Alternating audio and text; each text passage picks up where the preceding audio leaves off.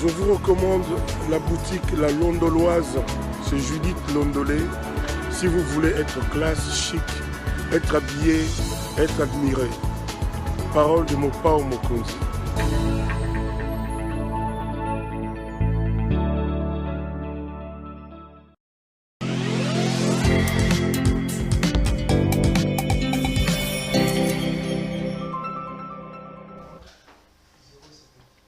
Madame, Messieurs, bonjour et bienvenue à ce nouveau numéro de l'émission Contre nous, soit dit, ce magazine d'analyse d'actualité politique, sociale, économique et même juridique qu'on a lancé ici. Un invité m'accompagne, on prend des questions importantes, on les dépose sur la table et on tente de les décortiquer avec mon invité. Avant tout, laissez-moi vous souhaiter donc joyeux Noël. Nous sommes les 25 aujourd'hui, c'est la fête des nativités. Je vous souhaite mes vœux le meilleur pour cette année qui va commencer et je vous souhaite vraiment de fêter dans la paix et dans la quiétude. Je prie que Dieu accomplisse le vœu le plus profond de vos cœurs. Joyeux Noël à vous tous. Mon invité, un habitué de cette émission, quelqu'un qui a l'habitude de nous voir de temps en temps, c'est l'honorable Mike Mukeba Nkosso. Honorable, bonjour. Joyeux Noël et bienvenue à cette émission. Joyeux Noël, meilleurs vœux à toi aussi et à toute la famille s'appelle TV. Ça fait toujours plaisir de t'avoir. Je profite de l'occasion pour relayer le vœu du chairman, Moïse Katumbi Chapoué. Moïse Katumbi Chapoué, ses vœux à tous ses compatriotes. Oui, Moïse Katumbi a fait une allocation ce matin où il présentait ses vœux. Il reconnaissait également quelques difficultés auxquelles les Congolais font face. Vous êtes député provincial, mais honorable, j'étais avec vous, on a fait la ronde de certaines artères de Kinshasa. Je n'en revenais pas. Est-ce que c'est Noël? C'est une ville apparemment en deuil, une ville complètement morte. Qu'est-ce qui se passe pour que la ville soit aussi triste, aussi lugubre en cette journée de festivité? Non, les Congolais sont tristes tous les jours, ce qui n'ont pas le minimum. Ils ont espéré peut-être qu'avec le régime Union Sacrée, les choses allaient changer dans une certaine mesure. Moi, je ne pense pas un seul instant qu'il suffit d'un coup de bâton magique pour tout transformer, mais ils espéraient un mieux-être qui n'est pas venu. Et ça se cristallise en ce moment de fête. Parce que les moments des fêtes sont le moment de très grandes... Pas de pétards, pas de musique, pas de rassemblements, rien. Quasiment rien. Kinshasa, rien.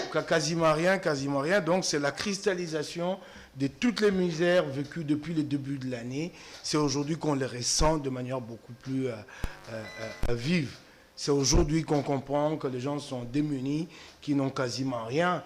Parce que généralement, le moment de fête donne lieu à un certain faste, à de festivités, à de mobilisation de gens ici et là-bas. Il n'en est rien. Donc on se rend compte combien les Congolais sont plongés dans la misère.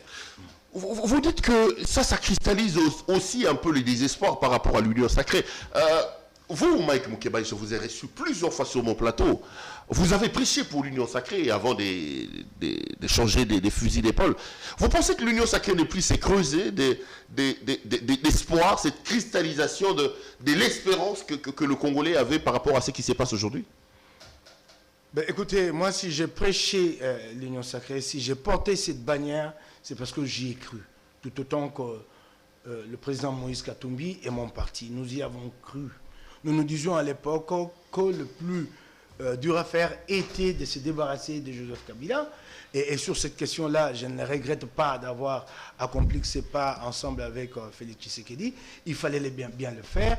Avec le recul de temps, nous nous rendons compte que Kabila avait phagocyté pratiquement toute l'économie nationale et qu'avec le FCC, il n'y avait aucun espoir. Donc c'est Kabila qui était le problème?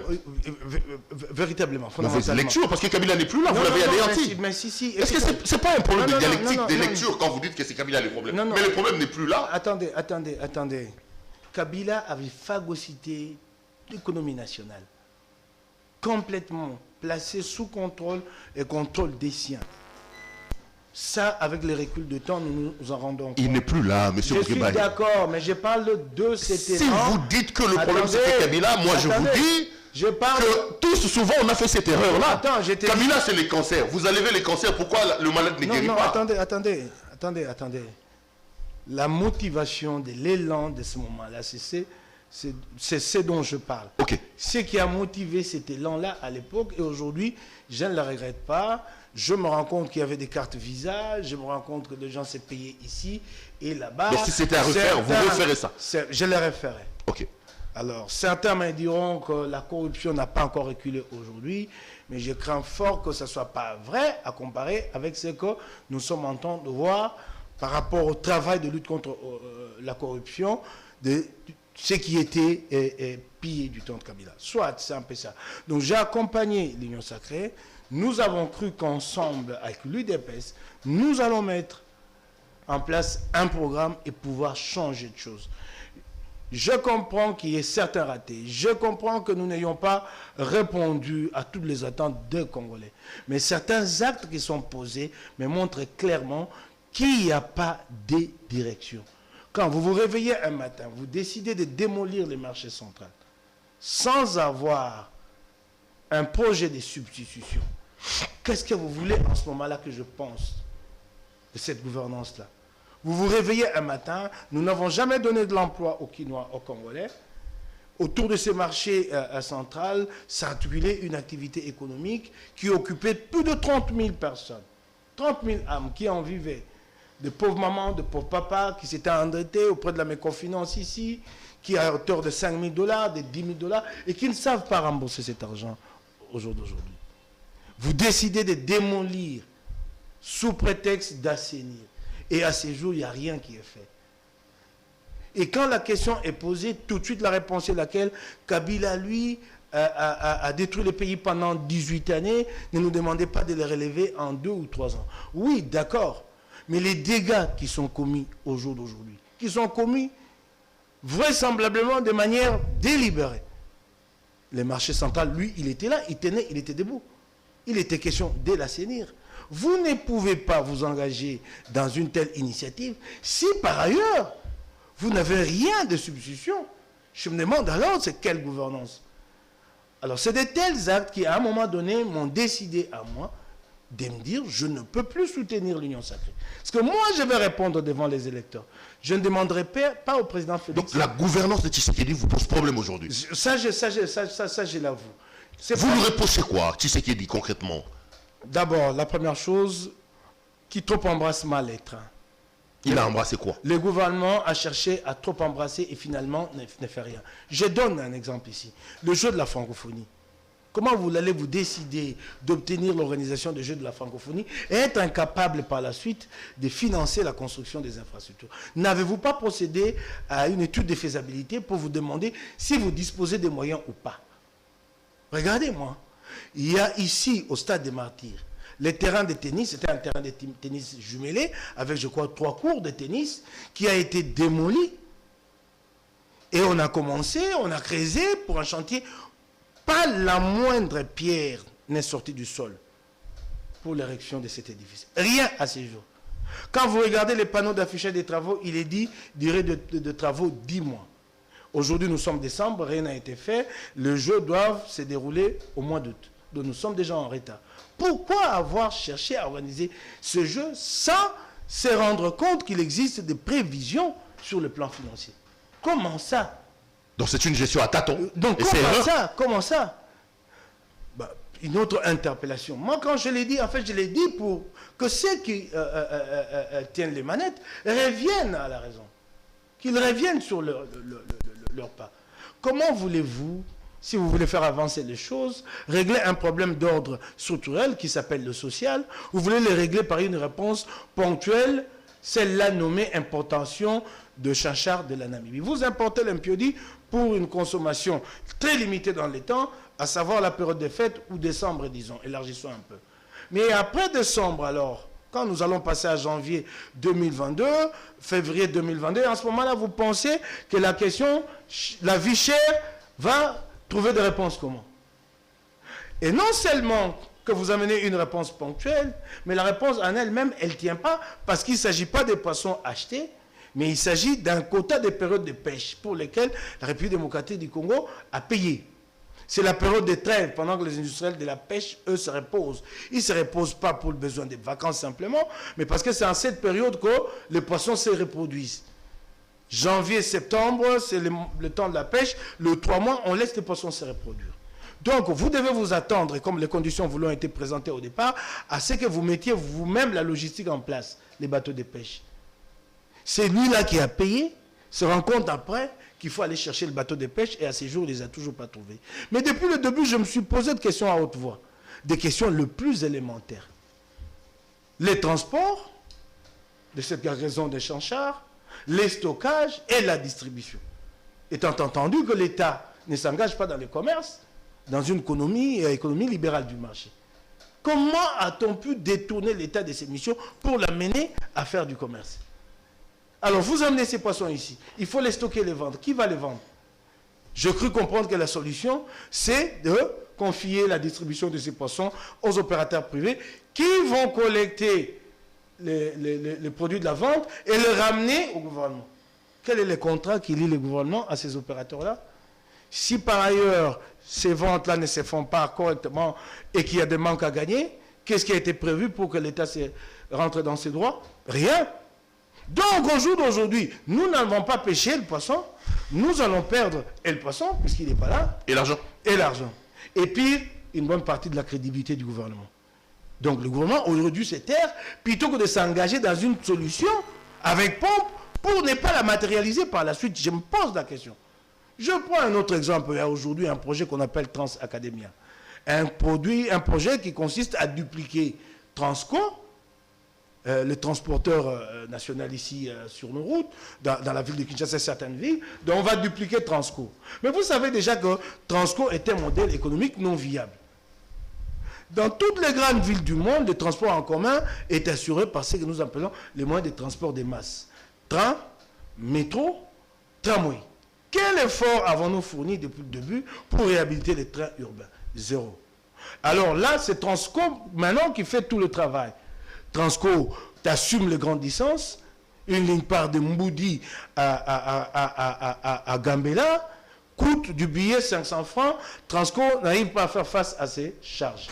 Il lui faut donc régulièrement des subventions de l'État qui est lui-même défaillant. En tout cas, qui n'a pas une trésorerie qui lui permette d'intervenir régulièrement. Attendre des subventions en termes de carburant, en termes de pièces de rechange, ça ne vient toujours pas. Au jour d'aujourd'hui, Transco a du mal à payer les salaires des agents. Transco n'arrive pas à payer les décomptes finaux des agents. Donc, en fait, c'est une entreprise qui vit sous perfusion. Vous devez la perfuser régulièrement. Il faut la perfuser. Vous voulez transposer ces modèles-là, l'amener, créer une nouvelle société appelée Transacademia pour les étudiants. Mais ici, là, les failles que vous avez vues, ne vous ont-elles pas renseigné que ce n'est pas un modèle à reproduire? Ça a été annoncé. Non, Transacademia pour les étudiants. Tâtonnement, de tâtonnement en tâtonnement. Vous avez appris, pardon, la dernière nouvelle, c'est reporté à l'année prochaine. Non, c'est reporté sine die. Parce qu'à l'année prochaine, on va commencer avec quel moyen? Dans le budget actuel, je n'ai pas vu une seule ligne réservée au financement de Transacademia. Mais quand vous allez créer Transacademia et que par la suite, vous ne serez pas en mesure de faire vivre l'entreprise, dans la tête des étudiants, ils auront obtenu un droit de transport et les jours où ce transport-là fera défaut, ils vont descendre dans la rue, vous créez un nouveau problème. Donc il y a comme ça, cette façon d'embrasser les tout à la fois et pour finalement ne rien faire. Et ce que je regrette, c'est que chaque fois, c'est annoncé avec pompe. Par exemple, la Kinshasa, Kin 03. Il ne peut pas être question de se plaindre que les travaux n'avancent pas. Sinon, un projet, un programme, c'est quoi? C'est avant tout un calendrier prévu, fixe, avec des moyens à débloquer à chaque étape. Quel est le calendrier de Kinshasa 02? Il n'y en a pas. Et ce que j'ai vu, ça j'ai failli pleurer, au niveau du rond-point Willery, la caillasse a été jetée, on a remblayé, nivelé. Ça fait 2-3 semaines que le remblai là est resté ainsi. Il pleut quasiment chaque jour en ce mois de décembre. Le véhicule passe par là et le remblai est aujourd'hui complètement détruit. Donc il faut refinancer le remblai. Donc investissement passé à pertes et profits devant nous. Il ne fallait pas alors faire ce remblai là. Vous vous imaginez ça? Mais quand le chef d'État dit qu'il n'y a pas de coordination, mais il a raison. Mais cette coordination doit venir d'où? De qui? Principalement de lui. Qui préside les conseils des ministres? C'est bien lui. Et responsabiliser chaque ministre sectoriel. Je ne suis pas en mesure de porter cette gouvernance-là en 2023 parce que ce n'est pas le président Félix qui viendra battre campagne pour moi. J'ai dit, alors, moi, je dégage ma responsabilité au jour d'aujourd'hui. On va terminer ce dossier-là, Mike Moukebaye. Vous avez été un fervent critique de Kabila, vous ne le regrettez pas, vous dites que, bon, aujourd'hui, il a phagocyté notre...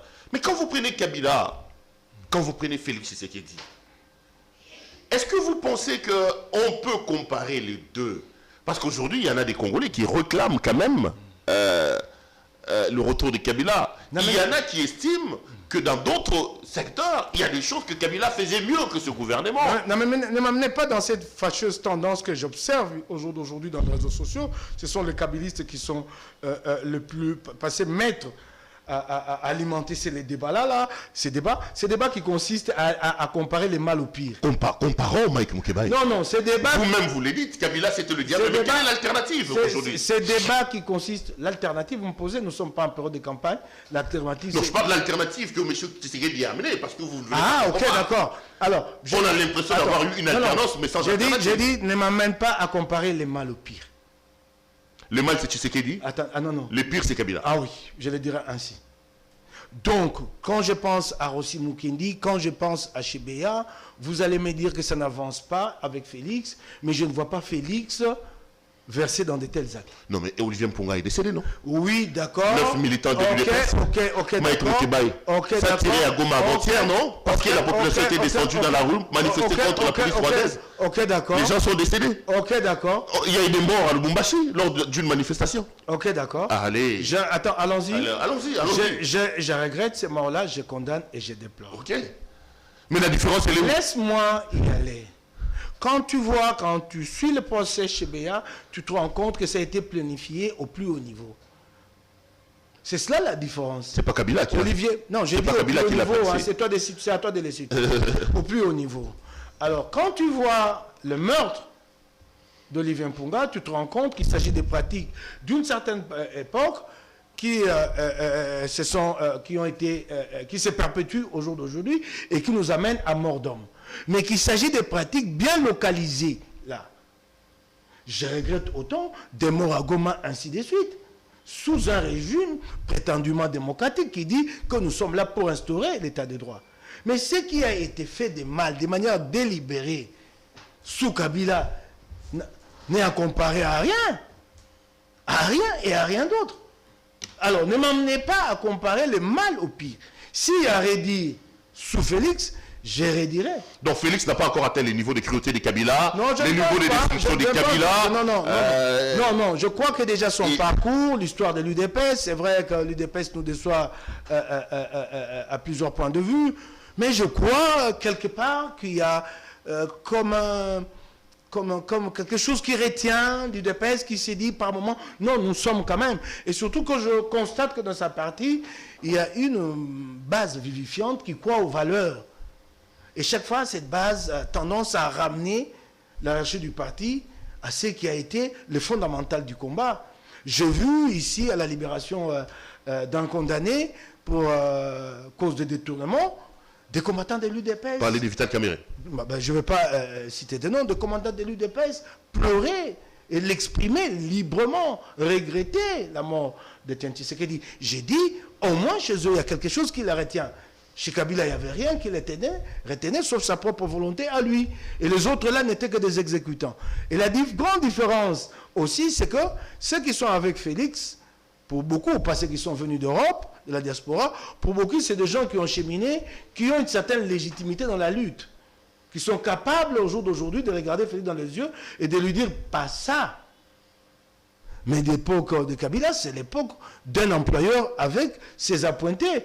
Kabila accède au pouvoir tout jeune, 2001, il se met à créer des hommes à lui, qu'il recrute. Et c'est des hommes qui lui obéissent au doigt et à l'œil. C'est son pouvoir à lui. C'est cela la différence et cette nuance-là. Merci beaucoup, M. Mike Moukebaye. Donc, un peu mal à l'aise de voir qu'on fait cette comparaison-là dans les réseaux sociaux par les kabylistes. Non, je ne suis pas mal à l'aise, surtout que... C'est peut-être la faute de l'UDPS. Non, surtout... Mais attends, moi, je vais te dire une chose. D'abord, je ne suis pas mal à l'aise parce que je ne suis pas concerné. Ça, c'est de un. De deux, c'est lui, au jour d'aujourd'hui, qui a redonné les discours au FCC. Il s'appelle UDPS. Ok. C'est l'UDPS qui, lui-même, qui elle-même, prête le flanc à ses adversaires. C'est elle-même qui construit les narratifs deux opposants, et c'est regrettable. Regardez au jour d'aujourd'hui, la désignation, l'entérinement de membres de la CENI. C'est un débauchage. Vous pouvez le défendre comme vous le voulez. C'est un débauchage. Mbosso s'est adressé à des organisations connues, identifiées. Ces organisations ont dit non. On a organisé des scénarios ici, des spectacles à la télévision, où les gens ont commencé par renier leur parti, par dire qu'il n'y avait pas assez de démocratie là-bas, qu'ils étaient prêts à s'exprimer librement. Et au finish, ils ont été entérinés. Et le clou dans tout ça, c'est surtout le délégué de la Mouka. Blaise Monizi. À quel moment a-t-il été désigné, délégué par la Mouka? Nous apprenons, comme ça nous sommes surpris, que non, la Mouka a aussi mandaté un délégué. C'est quand même très grave, ça que l'UDPS les fasse. Une autre chose sur laquelle je regrette, je pleure. Regardez-moi au jour d'aujourd'hui. Où en est-on avec la désignation du porte-parole de l'opposition? Donc l'UDPS s'est dit, tout autant que Kabila le faisait à l'époque, si nous laissons l'opposition s'organiser, elle aura la force de nous contrer aux prochaines élections, laissons-la disperser de cette façon-là. On a connu des sessions depuis l'avènement de l'Union sacrée. Pourquoi n'a-t-on pas organisé la plénière de l'opposition, constituée des députés nationaux et sénateurs de l'opposition, pour qu'enfin l'opposition se désigne ses porte-parole? Pourquoi ne les fait-on pas? Alors là, vous donnez du grain à moudre, vous apportez de l'eau au moulin des FCC, normal. Il ne faut pas par la suite s'en plaindre. Allez, honorable Moïse Moukebaï, l'actualité, c'est aussi les déplacements du président Félix Tshisekedi au Kasaï. Le chef de l'État est arrivé hier, raz-de-marée extraordinaire, une foule impressionnante. Le soleil s'est véritablement arrêté pour accueillir ce qu'ils appellent là-bas le fils de l'homme, le président Tshisekedi. Mais je vous ai vu être gêné par rapport au discours du président Tshisekedi. Que dites-vous d'abord de l'accueil? Deuxième élément, qu'est-ce qui vous dérange autant dans le propos, dans les discours tenus par D'abord, la première chose, c'est cette marée humaine qui est commentée en sens divers. Si le chef de l'État a été élu, c'est qu'il est populaire, non? Alors qu'a-t-il encore à nous démontrer sur ce terrain-là? S'il a été élu, c'est qu'il est populaire. Il n'a plus rien de nous montrer de ce côté-là. C'est que les Kassaïens attendent, comme les Congolais de partout, de Goma, de Bunia, de Boma, de Bandundu, ce qu'ils attendent, c'est des réponses à leurs attentes. Et ça ne vient pas. Donc ça ne sert à rien d'aller bomber les torses dans la rue, quand ceux-là qui viennent applaudir, comme lui-même l'avait dit à une époque, qui ne comprenaient pas que chez nous, ceux qui étaient affamés applaudissaient les dirigeants plutôt que d'être exigeants, comme c'est le cas en Europe. C'est en fait ça ce qui se passe maintenant. Ça se retourne contre lui, ce que lui-même avait dit. Ça ne sert à rien d'aller bomber les torses. La réalité dans les zones sera tout autre. Parce que ces gens-là apprécieront votre mandat et ils décideront. Voilà. Mais à propos maintenant de la controverse sur les propos du chef de l'État. J'ai suivi les uns et les autres. Je suis Kassaïen de père et de mère. Vous dites de lui qu'il est tribaliste. Pardon. Je suis Kassaïen de père et de mère. Ma mère, la défunte mère Chibola Mwamba, Mujila Kassanga, du territoire de Dibaya, chez les Kamouinansap. Mon père, Mpanya Daniel Moukebaï, Moukwambaï, du territoire d'Ndemba. Donc je suis Kassaïen. Chez moi, dans toute ma jeunesse, mon enfance, je n'ai parlé qu'une seule langue, ça s'appelle l'Echuluba. Je ne pouvais parler qu'une seule langue chez moi. Donc vous maniez bien les Chuluba? Oui, je manie très bien, même si au jour d'aujourd'hui, j'ai perdu un peu la langue, faute d'exercice. Je suis avec mes amis, nous parlons lingala, français, ainsi de suite. Bon, j'ai perdu un peu la langue. Mais je reste kassaïen et je sais ce que c'est, la sensibilité de chaque terme. Il y a deux expressions à connotation fortement identitaire, communautariste chez moi, kassaïen. Personne ne me contredira ici. Un, Machi Amoumen, c'est une expression à connotation identitaire.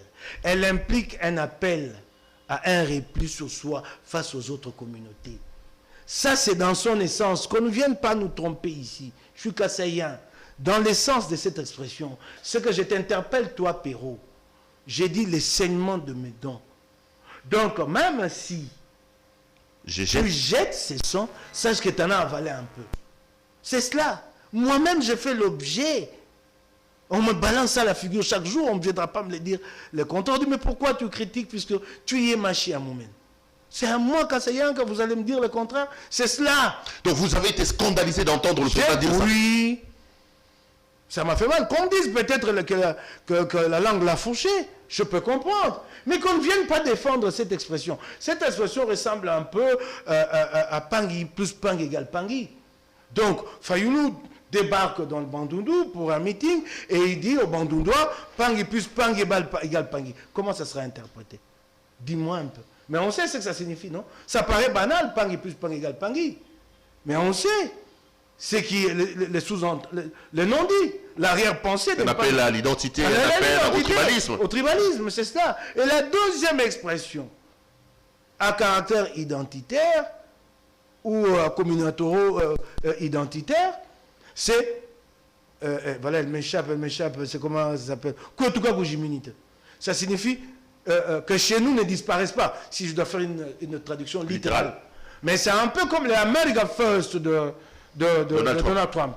Donc, chez nous d'abord, avant tout les Kasaïs. Ce sont deux expressions à caractère identitaire et tout Kasaïen le sait. C'est un appel à un répit de soi. Donc, quand je te lance, tu comprends tout de suite quel message je te lance. Tout dépendra d'où nous sommes. Mais tu comprends ce que je te dis. Replie-toi. Reviens vers moi, ton frère. C'est ce que ça signifie. C'est ce que ça signifie. Donc pour vous, le président de la République a vendu du tribalisme. Je ne sais pas qu'il a vendu. Il est tribaliste. Peut-être qu'il s'est laissé aller au sentiment. Le président de la République, Mike Moukébaye. Je ne le dirai pas. Peut-être qu'il s'est laissé aller au sentiment. Prenez votre courage. Non. Allez jusqu'au bout de la logique. Non, je n'ai pas de logique là-dessus. Vous lui reprochez quoi? Je lui reproche d'avoir utilisé une expression qui charrie une forte connotation identitaire. Mais il est où? Il est dans ces coins-là. C'est justement là, attends, c'est justement... Même Jésus avait ses propres frères. Qu'est-ce que vous voulez? Non, attendez. Qu'il dise quoi? Qu'il n'est pas Kassaïen. Attendez. Il est Kassaïen. Il n'a pas demandé à Dieu de les fabriquer Kassaïen, Mike Moukébaye. Attendez. Vous voulez quoi? Un réuniment? Qu'il réunisse ses origines? Félix est chef de l'État. Et sous ses ailes viennent se réfugier tout le compatriote. Ça ne la lève pas sur le ticket des Kassaïens. Attendez. C'est justement là le plus grand piège. C'est d'éviter de se montrer Kassaïen chez les Kassaïens quand tu es président de la République. C'est justement là le grand piège. De dire que je suis chez les miens. C'est justement le piège. Non. Ça, c'est ce qu'on appelle en français chercher la petite bête. Attendez. Qu'est-ce que vous vouliez que M. Tshisekedi fasse? Attendez, je vais te dire. Qu'il nie ses origines. Attends. Il est Kassaïen. Il n'a pas demandé au bon Dieu de créer Kassaïen, M. Moukébaye. Attends. Le chef d'État n'a pas parlé de ses origines.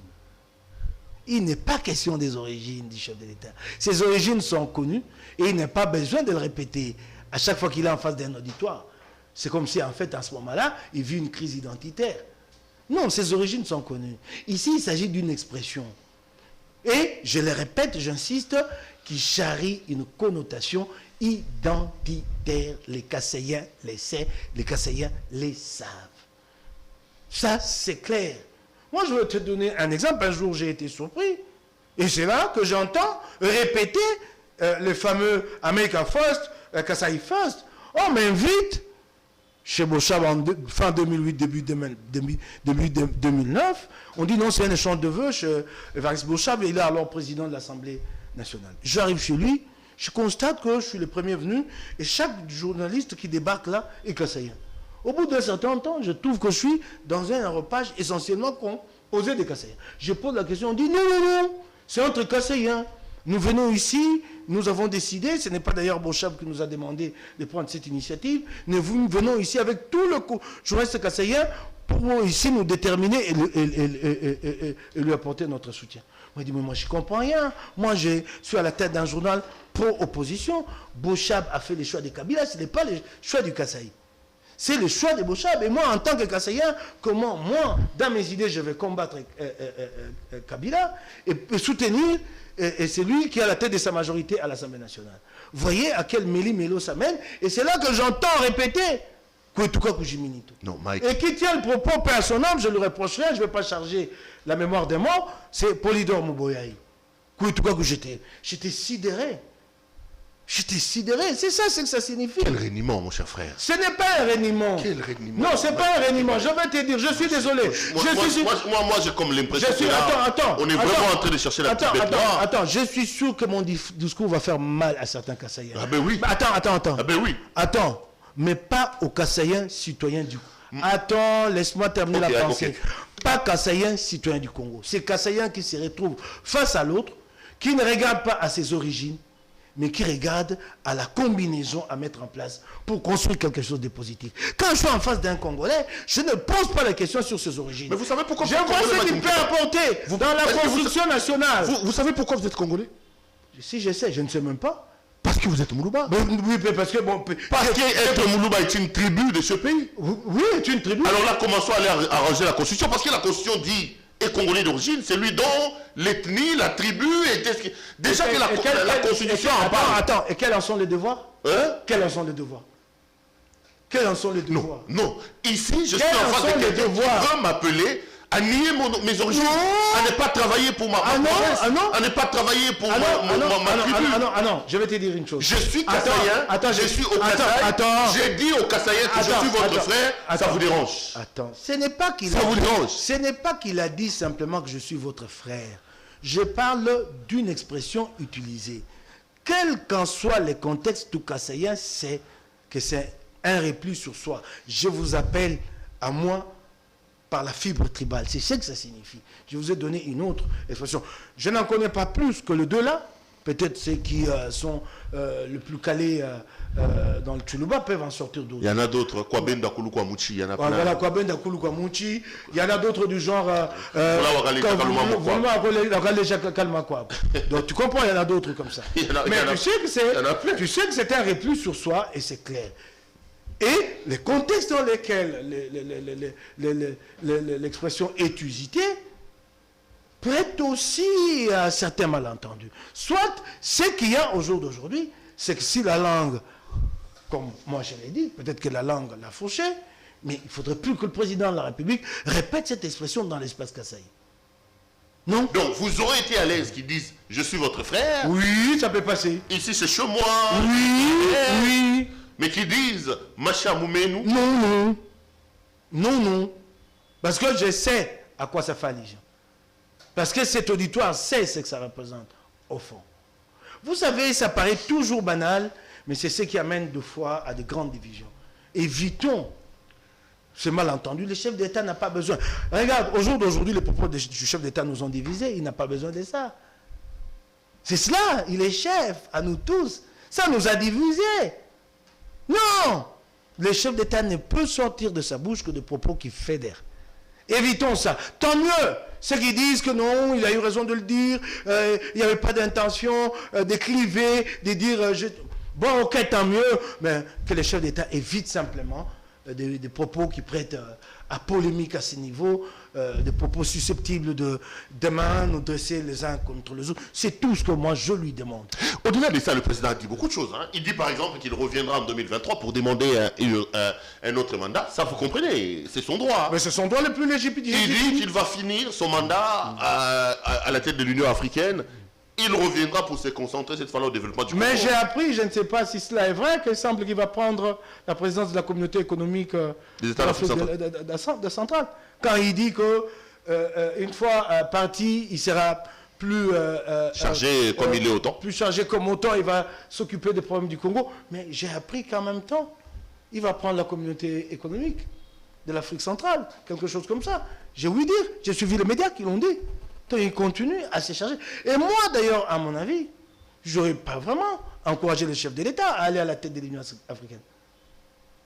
C'est un choix qu'il a fait, je respecte, mais le Congo a tellement de problèmes qu'il faut que le chef d'État reste ici, qu'il s'occupe du Congo. Les deux les s'excluent pas. L'agenda, mais oui, quand vous avez au moins le temps de souffler chez vous. Est-ce qu'au Congo, un chef d'État a le temps de souffler? Un pays à construire, un pays où on tue chaque jour, un pays où, à la limite, vous devez chaque jour appeler à un deuil national. Non, ben écoutez, vous n'avez pas le temps. Bon, tant mieux, s'il pense que c'est à la fin de son mandat à l'Union africaine qui va finalement s'occuper du Congo. Il lui restera combien de temps en ce moment-là? Parce que là, 2022 est déjà engagé. Un budget a été voté. Qu'est-ce qu'il fait à partir de 2022? Non, il n'y a plus de miracle à faire en 2022. Il nous reste 2023, qui est une année électorale. L'essentiel des moyens seront consacrés à l'organisation des élections. Cette année était une année fondamentale. En fait, un mandat, ça se passe de cette façon-là. Vous commencez tout au début, vous décollez, et à mi-mandat, vous atteignez à une vitesse de croisière, donc la plus haute altitude pour vous, et après, vous commencez à décliner. Mais plutôt, on a essayé de décoller au début, on a raté le décollage, et j'ai l'impression que là, l'avion est en train de piquer du nez. C'est ça le problème. Les promesses qui ont été données n'ont pas suivi des faits. Ça, c'est une réalité. N'ont pas été suivies des faits. Les choses les plus simples à faire ont été laissées de côté pour se consacrer au plus dur, et il n'y a pas eu de résultat. Les choses les plus simples à faire, c'est quoi, par exemple, que le chef de l'État préfère chaque fois que se déplacer, au lieu ici, par exemple, d'assainir le climat des affaires. Vous ne pouvez pas aller convaincre un investisseur à venir au pays si dans l'entretemps, vous, chef d'État, dans le discours officiel, vous vous plaignez de votre justice. Comment est-ce que les investisseurs vont? Vous vous plaignez vous-même. Et comment un étranger va venir investir dans votre pays? C'était ça qu'il fallait garantir. Nous ne l'avons pas fait. Le climat des affaires, la justice, ainsi de suite. Les infrastructures qui doivent accompagner les investissements. Vous appelez un investisseur à s'installer quelque part, c'est bien, il y a de l'or à exploiter, mais dis donc, il n'y a pas de route. Pourquoi il viendrait? Il n'y a pas du courant. Comment il va exploiter cet or-là? Il ne vient pas, il y a des conditions à créer. Donc nous avons consacré des efforts à certaines actions qui n'en valaient pas la peine. 50 millions, 100 millions de dollars consacrés à des voyages pouvaient aider à créer les conditions pour les affaires en République démocratique du Congo. Mais moi, je ne pense pas que 2022 va encore permettre au chef de l'État de pouvoir faire quoi que ce soit. Le budget est là, et vous voyez, il est des collecteurs, 10 milliards, donc pas grand chose à attendre, pas grand projet que vous verrez. Mais là encore, au Kasaï, je me dis, le chef d'État s'est fait encore prendre un autre piège. Il promet de réhabiliter l'AMIBA. La réhabilitation de l'AMIBA n'est pas possible. L'AMIBA n'est pas à réhabiliter. Elle est à récréer. Elle est en faillite avec un outil de travail complètement vieillissant, obsolète, une charge en termes de dette sociale en dizaines ou centaines de millions de dollars. Mais comment vous allez réhabiliter une telle entreprise? Elle est à récréer avec des partenaires qui doivent nous apporter le moyen de récapitalisation de l'AMIBA. Mais là, le chef d'État promet de réhabiliter l'AMIBA. Il va la réhabiliter comment? C'est avec 20 millions de dollars. Si vous mettez 10 millions de dollars dans l'AMIBA, c'est comme si vous mettez de l'argent dans un tonneau sans fond. Ça va se diluer. Cette politique de saupoudrage qu'on a vue depuis un certain temps, qui à la fin ne rapporte pas de résultats. Là, il s'en fait encore prendre à un piège. Plutôt que de dire réellement ce qu'il y a à faire pour l'AMIBA. Il faut créer les conditions et amener des investisseurs sur place pour construire un nouveau modèle. Plus l'AMIBA, avec notre ancien associé belge, non, c'est plus cette MIBA-là. Elle est surendettée, cette MIBA, que personne n'en voudra. Personne n'en voudra. Qui va payer tous ces passifs-là? Qui va les liquider? C'est nous. Aucun investisseur ne viendra accepter de partager la liquidation de ces passifs-là. Alors là encore, il promet pour l'AMIBA. Et donc, quand il n'aura pas réhabilité l'AMIBA, on parlera d'un échec. Pourtant, s'il n'avait pas promis, on comprendrait la situation du pays, qui n'est pas possible au jour d'aujourd'hui de dégager 300, 400, 500 millions de dollars pour recréer l'AMIBA. J'ai vu à un moment donné qu'on a exhibé quelques véhicules, engins qu'on avait achetés. Non, l'AMIBA n'a pas besoin de 2, 3, 4, 5 engins. L'AMIBA a besoin d'une récréation. Ok. Mike Moukeba Nkosu, député provincial, avec lui donc on fait la politique. Une autre visite dans le pays, c'est celle de Moïse Katumbi. Là également, raz-de-marée, une foule impressionnante, compacte.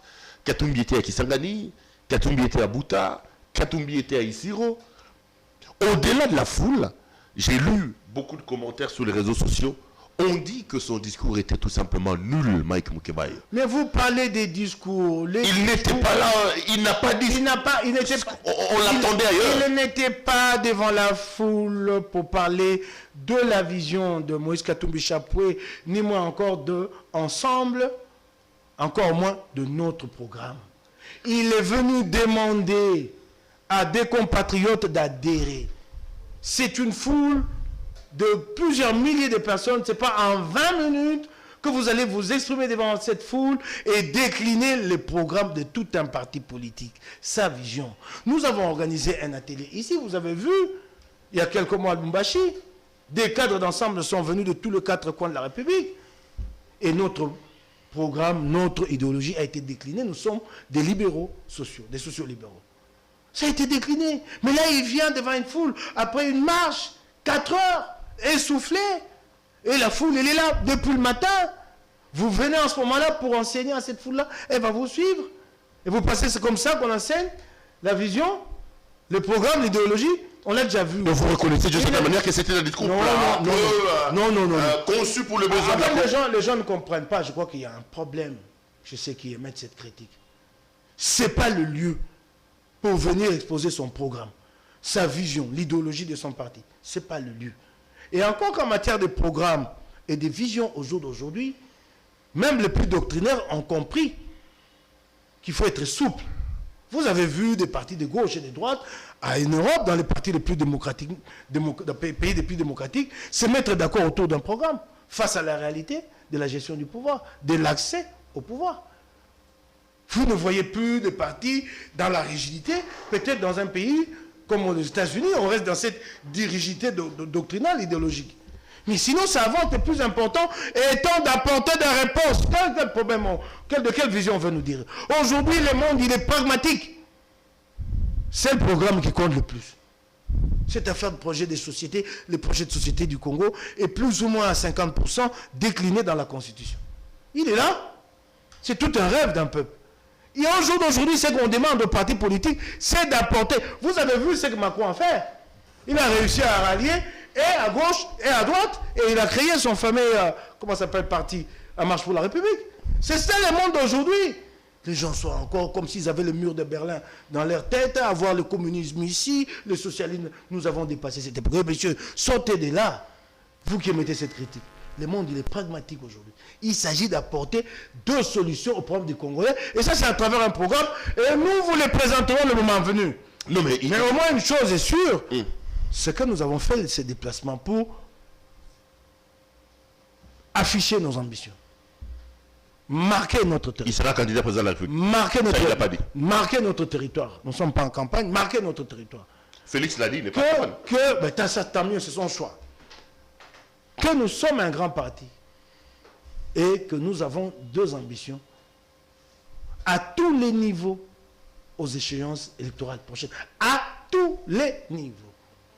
Et il fallait bien le faire et nous l'avons fait. Voyez-vous ce que nous avons fait? Ça, c'est un déploiement de campagne pour l'élection présidentielle. On arrive, foule, plus de 500 cadres venus de tous les coins du pays, qui s'engagent Bouta, Isiro, en 3 jours, vous donnez les mêmes moyens humains, logistiques et financiers à quelqu'un d'autre et dit, je les garde pour la campagne présidentielle.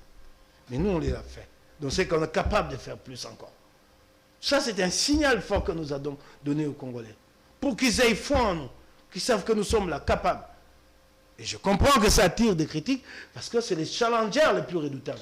C'est les challengers qui ont entre ses mains quasiment tous les atouts pour devenir président de la République ici. Il a tous les atouts entre ses mains. Il a un carnet d'adresse à l'international. Même s'il refuse d'assumer en quittant l'Union sacrée. Attendez, il a un carnet d'adresse à l'international. Carnet d'adresse indiscutable. Il a la popularité à la tête d'un grand parti. Des cadres d'un grand niveau qui peuvent se déployer à tous les niveaux, partout en République démocratique Congo, convaincre sur le programme. Il a l'argent. Il a l'expérience de la gestion, une expérience de gestion conclue avec un bilan positif à la tête de la province du Katanga. Je ne dirais pas qu'il a de l'argent, mais en tout cas, ce n'est pas un souci les moyens de la campagne pour lui. Il n'aura pas besoin d'un bailleur. Il ne se fera pas de soucis. Donc il a tous les atouts entre ses mains et il fait peur. D'où toutes ces critiques infondées, auxquelles nous ne prêtons peut-être pas. D'ailleurs, mais pourquoi il ne quitte pas l'Union sacrée finalement? C'est là qu'on l'attend, Mike Moukebaye. Pourquoi il ne quitte pas? Il a dit qu'il ne quitte pas, qu'il est dedans. Mais que les Congolais lui avait lancé l'appel, il avait répondu à cet appel-là, mais qui n'est pas là pour cautionner n'importe quoi. Non, mais l'union sacrée sur laquelle vous venez de tirer sur ces plateaux ici en disant qu'il y a des problèmes de vision, que vous êtes déçus, tout ça, mais votre président, lui, il est toujours dedans. Ah, mais il reste critique. Quelle hypocrisie. Mais c'est là que je suis très à l'aise parce que nous avons le même discours avec lui. Non, mais pas la même approche en termes de solution. Il n'est pas, oui. Vous avez pris une solution radicale en tout temps. À vous de tirer les conclusions. À vous, et c'est de l'union sacrée de tirer les conclusions. Lesquelles? Pas à moi. Lesquelles? Moi, je constate que, par exemple... Il faut chasser Katumbi. Moi, je ne sais pas. C'est pas à moi de leur faire des suggestions. C'est pas tout, en tout cas à moi. Moi, je constate, par exemple, sur la taxe RAM, il est cassant là-dessus. Il dit, il faut supprimer la taxe RAM. Il a même parlé des Boutchaf. Ben voilà. Boussoto. Donc vous comprenez que nous avons le même discours. Donc notre parti a une ligne et nous maintenons cette ligne-là. Mais vous réagissez comment lorsque on voit également Augustin Kabouya s'attaquer à lui lors de sa dernière matinée politique, hein, il a distribué un peu les cartes à tout le monde. Quand il dit que vous le voulez ou pas, puisque vous ne voulez pas quitter l'union sacrée, vous allez partager les bilans. Les bilans que vous décrivez ici, Katumbi portera la responsabilité de ces bilans-là, M. Moukebaye. Un jour, ensemble sera au pouvoir dans ce pays. Et si jamais je suis secrétaire général d'ensemble de ces jours-là, je vous montrerai ce qu'un secrétaire général d'un parti au pouvoir a à faire. Un secrétaire d'un parti au pouvoir réunit ses partisans, leur dit ce qui a été réalisé et leur montre les perspectives d'avenir. À travers ses partisans, il s'adresse aux Congolais. Il ne met pas un rideau de fer derrière pour se limiter à son parti. Parce qu'en fait, il n'est plus secrétaire général d'un simple parti, c'est un parti au pouvoir. C'est un parti qui porte les espoirs de tout le Congolais. Mais je regrette qu'à chaque fois, qu'à chaque sortie, que ce soit plus des réponses, des répliques, des attaques. Non. Je serai secrétaire général de l'UDPS aujourd'hui. Tu me verrais sur de grands plateaux. Attends, tu me verrais sur de grands plateaux de télévision, France 24, pour expliquer l'historique de l'UDPS et la projeter dans les 5-10 années à venir. Ça, les rêves qu'on crée en politique pour les matérialiser ensuite. Ce serait ça, ce travail. Donc ça signifie qu'ici, moi je ne vais pas me mettre à répondre à cette sortie. Vous allez partager les mais je vais vous dire ceci. Vous êtes au pouvoir. Je vais vous dire ceci. Vous êtes au gouvernement. Je vais vous dire ceci. On vous demandera des comptes. Je vais vous répondre à des niveaux. Moi, étant entendu que la responsabilité est avant tout individuelle, j'ai dégagé ma responsabilité, donc je n'aurai aucun bilan à partager, ça c'est clair. Votre parti. Ne me posez pas la question sur le marché central, sur la taxe RAM, c'est clair. Quant à mon parti, je crois comprendre que si mon parti a un bilan à partager, ce n'est pas les RAM, ce n'est pas les chinchards commandés avec maladresse et qui ne sont jamais venus. Mon parti assumera ce qui est responsable. Entre guillemets, ce qui est assumable. Mais pas des actes inconsidérés qui énervent et contre lesquels les Congolais se dressent et que le pouvoir s'entête, persiste et continue dans cette voie. Taxe RAM. L'Assemblée nationale dit qu'elle n'est pas traçable, cette taxe, dans le budget 2022. Non plus dans la reddition des comptes 2021. Le Sénat développe la même position. Mais on maintient la taxe. Et on parle de séparation de pouvoir. On maintient. On dit elle est maintenue. Donc en fait, on la maintient par défi. Alors si vous avez le moyen de défier les Congolais, Ensemble pour la République n'est pas là pour défier les peuples. Nous ne pourrons pas, nous, partager ces défis-là. Ces défis-là, vous allez les porter seuls. Puisque vous en avez le muscle, semble-t-il, portez-les seuls. Ensemble assumera ce qui est assumable. C'est clair. Vous ne pouvez pas comprendre ce que je ressens, qu'il y ait une clameur publique, que le peuple fasse entendre ses cris sur cette affaire des taxes RAM, mais que le pouvoir dise, nous le maintenons. Quel défi de la part d'un pouvoir démocratique. Quel mépris, quelle indifférence, manque de garde totale envers son peuple. Ça, je ne pouvais pas penser que ça arriverait sous le règne de l'UDPS. Je suis sidéré. Et vous voulez que je partage ça? Vous voulez qu'Ensemble pour la République partage ça? Non. Non, mais quand il dit aussi que Kabila, sa place, c'est à Makala, c'est à la CPI, là, vous, un anti-Kabila, vous êtes d'accord avec lui, hein? Moi, je n'ai jamais été pour une solution radicale contre Kabila. Moi, j'ai besoin de stabilité pour mon pays. Je ne voudrais pas qu'on commence à faire peur aux chefs d'État qui vont se succéder à Kabila pour dire qu'une fois que vous allez quitter le pouvoir, on va vous régler des comptes. C'est mon choix. Je sais que d'autres diront qu'il n'y a pas de paix sans justice. Ça, c'est leur opinion. Moi, j'ai la mienne. Donc, cette affaire, Kabila s'est placé à Makala. Je ne suis pas totalement d'accord. Mais ce qui m'a un peu choqué, c'est de dire que si ce n'était pas la volonté de... Donc, ça voudrait dire que si Kabila est en liberté, ce n'est pas la volonté de Félix. Ce ne sont pas les institutions, en vertu de leurs compétences. Donc, en fait, cette affaire de séparation de pouvoir n'existait pas en réalité. C'est ce que Kabila... Moi, je n'ai jamais compris chacune de ces sorties. J'ai du mal souvent à trouver un cheminement cohérent. Parce qu'il faut qu'il se mette d'abord devant lui la philosophie du pouvoir UDPS. C'est que l'UDPS prône, et chacune de ces sorties doit rester dans ces cadres-là. Quand il dit état de droit et qu'il dit que c'est Félix, donc il en fait le parrain de l'impunité, c'est lui qui protège. Moi, je ne dis pas que Kabila est à punir, mais selon sa logique, quand il est dit ainsi, comment le comprennent? Comment son auditoire le comprend? Donc, le chef d'État est devenu le parrain de l'impunité. C'est lui qui a décidé. Or, lui, il décide qu'en ce qui concerne ses prérogatives qui se limitent à un certain niveau. C'est paradoxal. Ça vous amène à chercher une cohérence, une dialectique, et vous ne la trouvez pas. Et cela finit par se refléter dans la gestion. On va terminer l'émission 55 minutes à peu près. On va aller dans presque une heure. Il y a quand même une absence qui a été très très marquée à Kisangani. C'est Francis Kalombo. Il a quitté le parti? J'ai remarqué son absence. Moi, je n'ai pas de commentaire à faire là-dessus. Je crois que vous pouvez lui poser la question à lui-même. C'était un grand moment, la sortie du parti. C'est le coordonnateur. Non, mais vous êtes dans le couloir du parti. Qu'est-ce qu'on vous dit? C'est le coordonnateur. Je n'ai pas posé de question. C'est votre chef aussi à Kinshasa. J'ai pas vous êtes le responsable de Lukunga. C'est le coordonnateur de la ville de Kinshasa. J'ai remarqué comme vous qu'il n'était pas là à un moment important. Moi, je n'ai pas de commentaire à faire. On dit que c'est les désamours désormais entre lui et les partis. Le désamour entre lui et vous me l'apprenez. Vous me l'apprenez. Vous me l'apprenez. Vous, ça vous réjouirait qu'il parte? Non, ça ne me réjouirait pas. Nous allons perdre un camarade avec qui nous avons cheminé pendant longtemps. Vous savez, il a partagé avec Katumbi les moments les plus durs. Ces 2-3 années d'exil, il était là. Pourquoi moi, ça m'enchanterait qu'il parte? On est en politique, non? On est en politique, ça signifie quoi? Partir, c'est de laisser des postes vides. Ben, écoute, c'est un poste vacant. Ceux qui en ont l'ambition, ils vont faire quoi? Tu n'en as pas? Mais qui t'a dit que je n'ai pas d'ambition? Pourquoi pas? C'est légitime.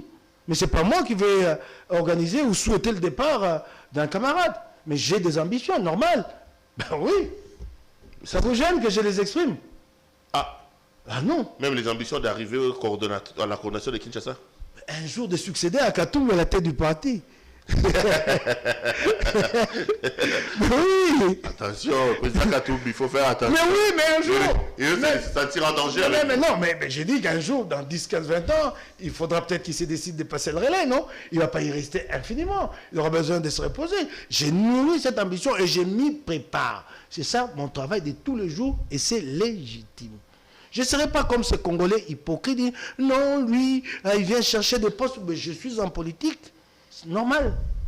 Je cherche ces postes-là pour rendre service.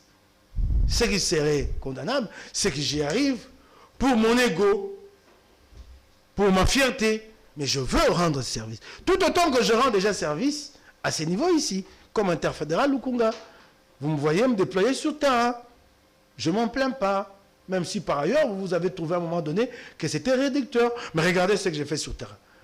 C'est un plus pour mon parti, non? Vous ne l'avez pas trouvé? Mais non, c'était pas réducteur. Le tout grand Mike Mukebai. Non, c'était pas réducteur. La grosse gueule d'ensemble, la grande gueule d'ensemble.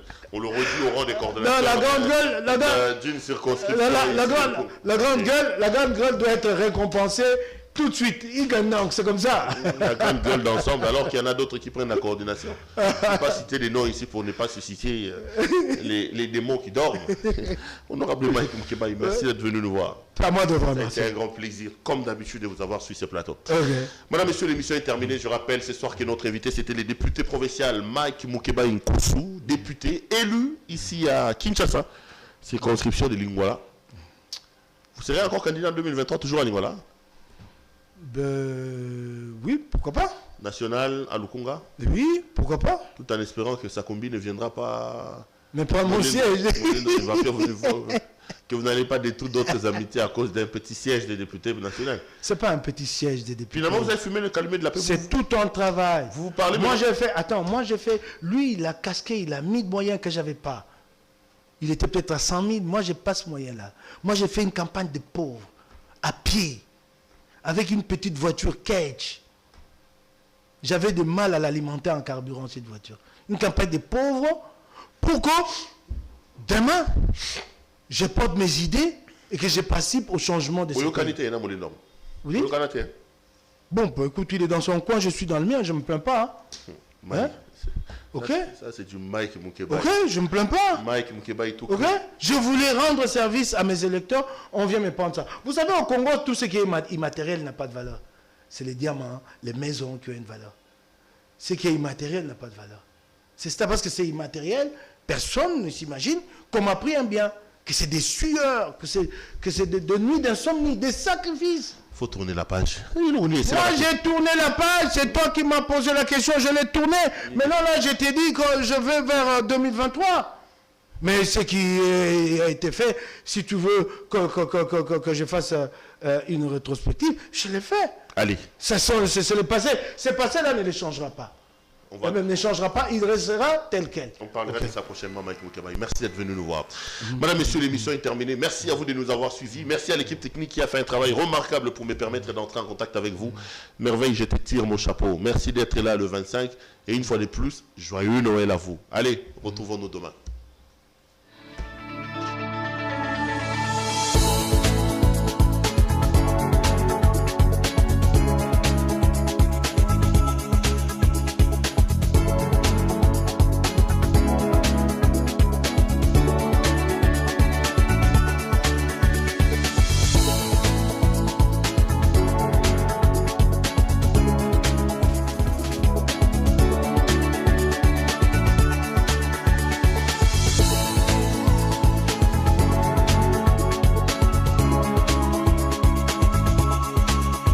Je vous recommande la boutique La Londoloise, c'est Judith Londolé.